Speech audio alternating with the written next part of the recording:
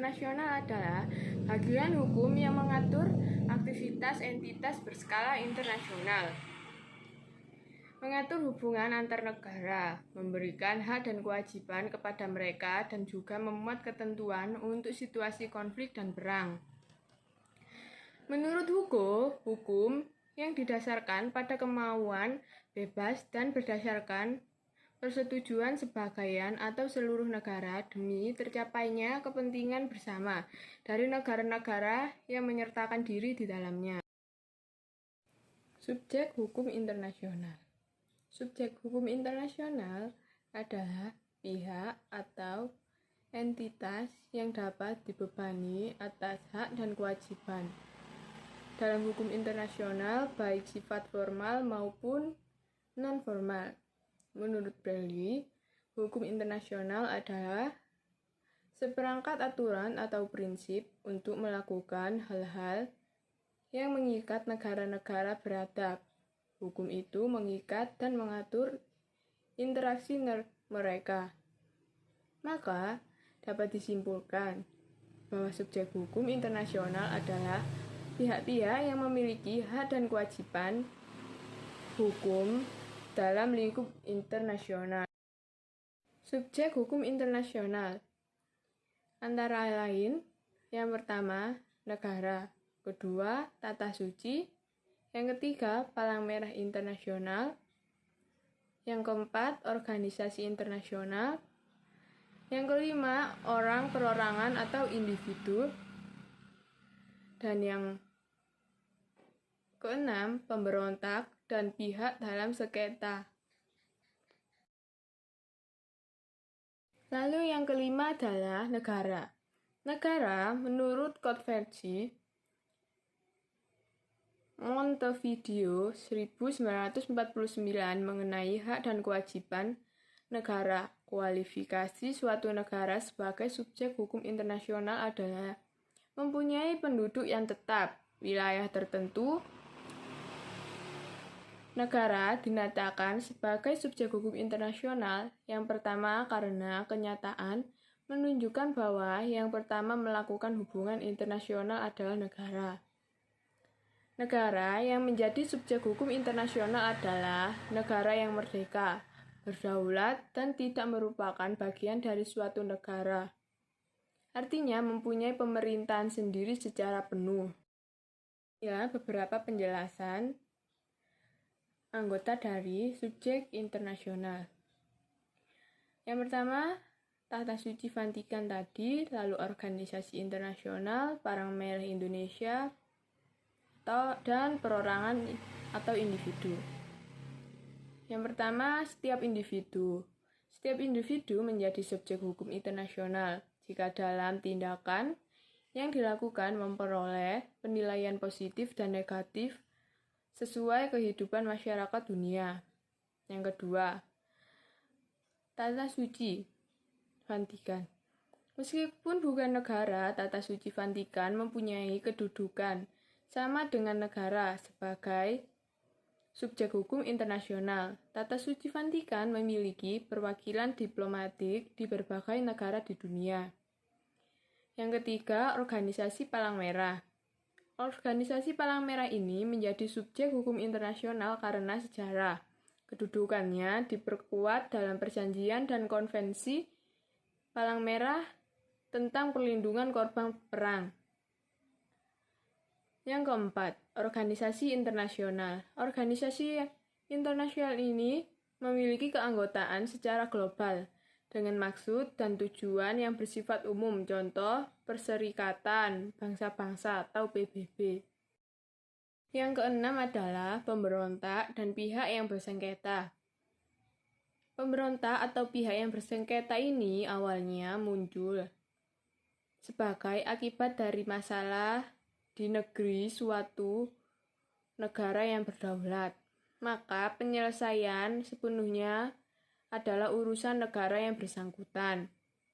Bila pemberontakan itu bersenjata dan terus berkembang bahkan meluas ke negara lain, maka salah satu sikap yang dapat diambil adalah mengakui eksistensi atau menerima kaum pemberontak sebagai pribadi yang berdiri sendiri. Meski akan dipandang sebagai tindakan tidak bersahabat oleh pemerintah negara tempat pemberontakan yang terjadi, dengan pengakuan ini, kaum pemberontak menempati status sebagai pribadi atau subjek hukum internasional. Lalu, dari subjek hukum yang ada dan yang sudah saya jelaskan, saya memilih subjek hukum yang keenam, pemberontak dan pihak yang bersengketa. Dan kasus internasional yang saya pilih adalah sengketa antara Indonesia dan Malaysia di kawasan Ambalat. Lalu, sengketa antara Indonesia dan Malaysia di kawasan Ambalat. Persoalan yang dapat memicu persengketaan antar negara adalah masalah perbatasan. Indonesia juga menghadapi masalah ini, terutama mengenai garis perbatasan di wilayah perairan laut dengan negara tetangga. Bila dicermati, banyak negara-negara di Asia Pasifik juga menghadapi masalah yang sama. Adapun bahwa situasi regional sekitar Indonesia adalah 3 dekade ke depan tetap aman dan damai. Mungkin ada benarnya, namun di balik itu sebenarnya bertaburan benih konflik yang dapat berkembang menjadi persengketaan terbuka. Republik Indonesia adalah negara kepulauan berwawasan Nusantara, sehingga batas wilayah di laut harus mengacu pada UNESCO atau UNCLOS. Kemudian diratifikasi dengan Undang-Undang Nomor 17 Tahun 1985. Indonesia memiliki sekitar 17.506 buah pulau dan 2/3 wilayahnya berupa lautan. Dari 17.506 pulau tersebut terdapat pulau-pulau terluar yang menjadi batas langsung Indonesia dengan negara tetangga. Berdasarkan hasil survei base point atau titik dasar yang telah dilakukan TNI Angkatan Laut untuk menetapkan batas wilayah dengan negara tetangga, terdapat 183 titik dasar yang terletak di 92 pulau terluar. Sisanya ada di tanjung-tanjung terluar dan di wilayah pantai.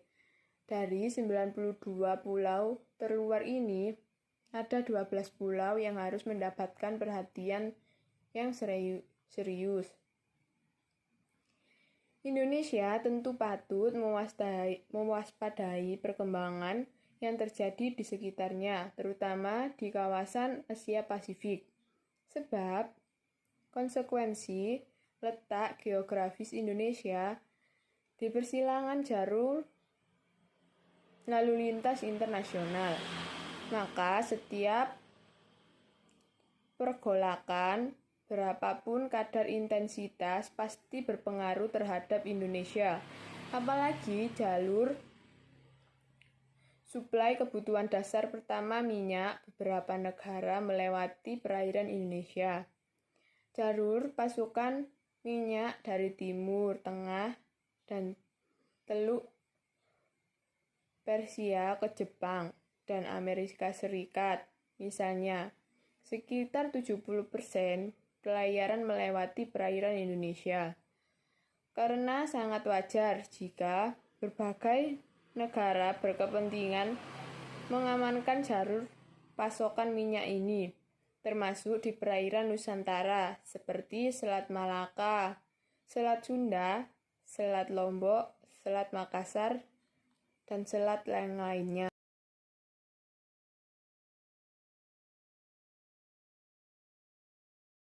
Pasukan bela diri Jepang secara berkala dan teratur mengadakan latihan operasi jarak jauh untuk mengamankan area yang mereka sebut sebagai lifeline, yakni radius sejauh 1.000 mil laut hingga menjangkau perairan Asia Tenggara.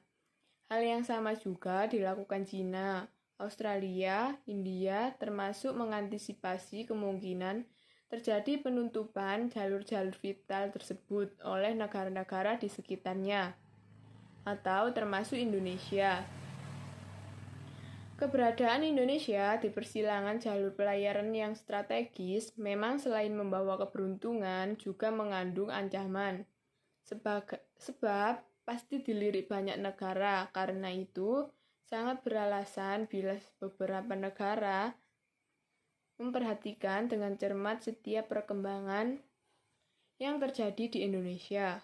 Australia misalnya, sangat khawatir bila Indonesia mengembangkan kekuatan angkatan laut, yang pada gilirannya dapat memperketat perkendalian efektif semua jalur pelayaran di perairan Nusantara. Patut diingat, penetapan sepihak Selat Sunda dan Selat Lombok sebagai perairan internasional oleh Indonesia secara bersama-sama ditolak oleh Amerika Serikat, Australia, Kanada, Jerman, Jepang, Inggris, dan Selandia Baru.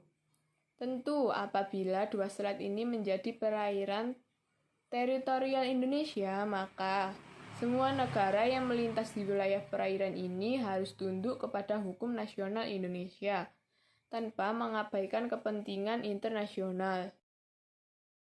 Hal yang patut dicermati adalah kenyataan bahwa wilayah Indonesia yang saat ini terbelit konflik sosial berkepanjangan atau manifest maupun laten.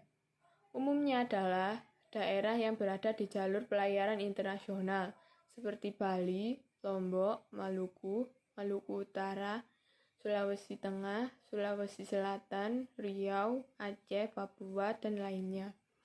Kenyataan ini patut diwaspadai karena tak tertutup kemungkinan adanya pihak luar yang bermain di dalam konflik yang terjadi di beberapa daerah ini. Selain itu, sebab jika Indonesia gagal mengatasinya dan konflik yang terjadi berkembang menjadi ancaman bagi keselamatan pelayaran internasional ini, maka berdasarkan ketentuan internasional, negara asing diperbolehkan menurunkan suatu militernya di wilayah itu demi menjaga kepentingan dunia. Dalam rangka mengamankan jalur-jalur strategis tersebut, sejumlah negara maju secara bersama-sama telah membentuk satuan reaksi cepat yang disebut Standby High Range Brigade, berkekuatan 4.000 personil yang selalu siap digerakkan ke suatu target sebagai persengketaan bisa terjadi karena kesalahpahaman tentang suatu hal, yaitu salah satu pihak sengaja melanggar hak atau kepentingan negara lain. Dua negara berselisih pendirian tentang suatu hal. Sebab timbulnya sengketa internasional yang sangat berpotensi terjadinya perang terbuka. Yang pertama, segi politis atau adanya fakta pertahanan atau fakta perdamaian. Pasca Perang Dunia II pada tahun 1945 muncul dua kekuatan besar, yaitu Blok Barat atau NAT, pimpinan Amerika Serikat, dan Blok Timur, yaitu Pakta Warsawa, pimpinan Uni Soviet. Mereka bersaing berebut pengaruh di bidang ideologi, ekonomi, dan persenjataan. Akibatnya sering terjadi konflik di berbagai negara. Misalnya krisis Kuba, Perang Korea, atau Korea Utara didukung Blok Timur dan Korea Selatan didukung Blok Barat. 2. Batas wilayah. Suatu negara berbatasan dengan wilayah negara lain. Kadang antar negara terjadi ketidaksepakatan tentang batas wilayah masing-masing. Misalnya Indonesia dengan Malaysia tentang Pulau Sipadan. Dan Langitan atau Kalimantan, sengketa ini diserahkan kepada Mahkamah Internasional Dan pada tahun 2003, sengketa ini dimenangkan oleh Malaysia dengan runtuhnya Blok Timur dengan ditandai runtuhnya tembok Berlin. Sengketa Blok Ambalat antara Indonesia dengan Malaysia tercatat telah sering terjadi. Terhitung sejak Januari hingga April 2009 saja, TNI Angkatan Laut mencatat kapal Malaysia telah 9 kali masuk ke Indonesia. Betapa istimewanya Ambalat, blok laut seluas 15.235 km persegi yang terletak di Laut Sulawesi atau Selat Makassar itu, hingga menjadi titik konflik antara dua negara yang bertetangga ini. Wilayah Ambalat merupakan wilayah yang memiliki potensi ekonomi cukup besar karena memiliki kekayaan alam berupa sumber daya minyak. Oleh karena itu, wajar jika muncul berbagai kepentingan yang mendasari munculnya masalah persengketaan ini. Bukan saja kepentingan ekonomi, melainkan juga adanya faktor kepentingan politik di antaranya dua negara. Bagi Malaysia, secara internasional akan merasa menang terhadap Indonesia jika berhasil mengklaim Blok Ambalat. Beda lagi bagi Indonesia yang secara politik ingin mempertahankan Blok Ambalat karena dianggap sama dengan mempertahankan kedaulatan bangsa. Agar tidak terjadi konflik berkepanjangan, hendaknya pemerintah melakukan yang pertama, 1. Pemerataan kembali titik-titik perbatasan Indonesia. Pemerataan kembali titik-titik perbatasan wilayah Indonesia harus dilakukan. Yang kedua, bangun wilayah baru di dekat perbatasan. Dan yang ketiga, pembangunan pangkalan militer di dekat perbatasan. Yang keempat, galakan kembali transmigrasi. Terlepas dari segala kekurangan yang dituduhkan, kita pernah memiliki dua sosok pemimpin yang tegas, sehingga dihormati kawan dan disegani lawan. Kedua pemimpin yang kuat dan tegas ini adalah Soekarno dan Soeharto. Pada saat kedua orang itu memimpin, tidak ada yang berani melecehkan negara kita. Akan tetapi, setelah berganti pemimpin, negara kita menjadi bulan-bulanan pelecehan terutama oleh Malaysia dan kadang-kadang Singapura. Indonesia sebagai negara ASEAN yang memiliki wilayah paling luas tidak memiliki ambisi teritorial untuk mencaplok wilayah negara lain. Hal tersebut sangat berbeda dengan Malaysia yang rakus untuk memperluas wilayahnya. Kita semua sudah tahu bahwa titik-titik perbatasan darat Indonesia sampai Malaysia di Pulau Kalimantan selalu digeser oleh Malaysia. Wilayah kita semakin sempit, sementara wilayah Malaysia semakin luas. Sementara perbatasan laut dengan 10 negara tetangga di antaranya Malaysia, Singapura, Vietnam, Filipina, Papua Nugini, Timur Leste, India, Thailand, Australia, dan Palau. Hal ini tentunya sangat erat kaitannya dengan masalah penegakan kedaulatan dan hukum di laut, pengelolaan sumber daya alam, serta pengembangan ekonomi kelautan suatu negara. Terhitung sejak Januari-April 2009 saja, TNI Angkatan Laut mencatat kapal Malaysia telah 9 kali masuk ke wilayah Indonesia. Blok Ambalat dengan luas 15.235 km persegi ini. Negara yang mempunyai kepulauan yang besar ini, Indonesia memiliki potensi nilai strategis dari bidang kelautan dalam mendukung pembangunan internasional. Maka, Indonesia harus mampu memainkan peran strategis sesuai amanat Undang-Undang 1945 dalam pasal 33 ayat 3 yang menyatakan bahwa bumi, air, dan kekayaan alam yang terkandung di dalamnya dikuasai oleh negara dan digunakan untuk sebesar-besarnya kemakmuran rakyat.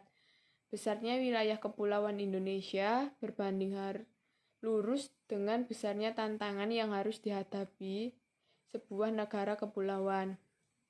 Perlu diperhatikan bahwa era globalisasi saat ini, Indonesia sebagai negara kepulauan yang memiliki potensi masalah menjadi ancaman bagi sebuah negara kepulauan. Ancaman tersebut berupa pelanggaran hukum yang meliputi perompakan, penyelundupan, yaitu penyelundupan seperti barang dan manusia. Diperlukan adanya upaya penegakan kedaulatan dan penegakan hukum di laut agar terwujudnya kondisi laut yang aman dan terkendali dalam rangka menjamin integritas wilayah guna menjamin kepentingan nasional.